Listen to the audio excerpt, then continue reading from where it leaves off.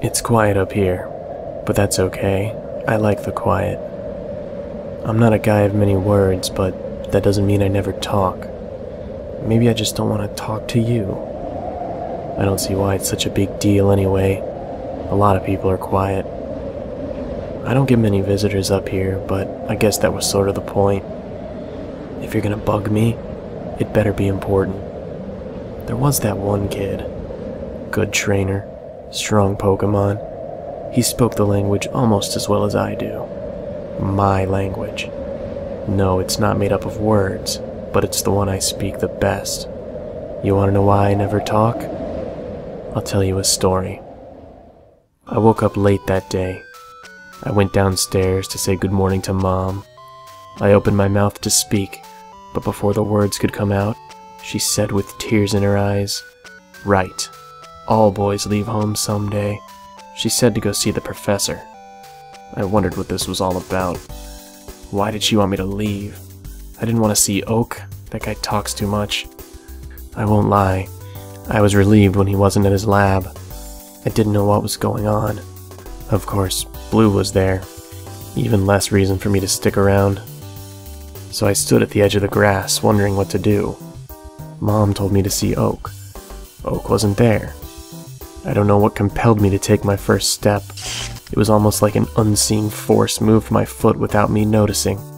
But going for a walk seemed like a good idea anyway.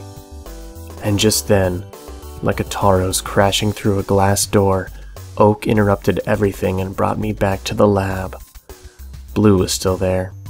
I couldn't have been more uncomfortable. But he gave us each a Pokémon, and nothing was ever the same.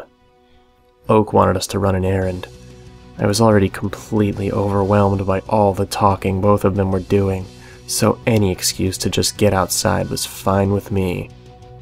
But before I knew it, Blue had thrown his Pokeball, and his partner stood before him ready to fight at his side. I thought about telling him I didn't have time for this. I just wanted to leave, but I guess it wasn't my decision. Before the words could escape my mouth, I had already thrown a Pokeball, and my first battle ensued. I won. I don't remember the details, but I remember that I won. How did my Pokemon know what to do? I didn't remember shouting any commands, but I must have. How else could it have fought for me? And this is how it would go every time I faced a trainer. They'd spot me, a fellow trainer. They'd try to start a conversation, and I'd respond politely, or at least, I'd try. But the words never left my mouth. Instead, a Pokeball would leave my hand, and within minutes, I would claim victory. Every single time. Eventually, I gave up trying to talk to them. I knew as soon as I saw a trainer walk my way, I'd throw that ball. I'd crush them beneath my ever-growing might, and I'd claim victory. It was strange at first. I don't know why I was so good at this. It seemed so foreign, almost like I was just the spectator for my own journey. But I started enjoying the view. Witnessing my own strength was something I began to crave, and as I continued, every accomplishment overshadowed the last. Gym leaders, a criminal mastermind, the foremost elite trainers, the champion himself. And by then, I realized that finally, the Red throwing the Pokeballs, the Red giving the commands, the Red that had just become Pokemon League champion, he was me. I had accepted the trainer I had become. But that didn't stop the voices. They'd always been there. They'd been the ones guiding me this whole time. But I didn't need them anymore. I knew what to do. I knew who I had become. They were just a nuisance now.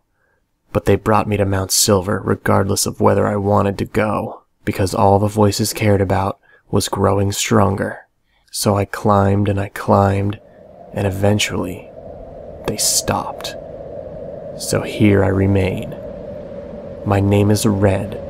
My language is battle. So if we ever meet, that is, if you come up here and find me, don't be offended by my way of saying hello.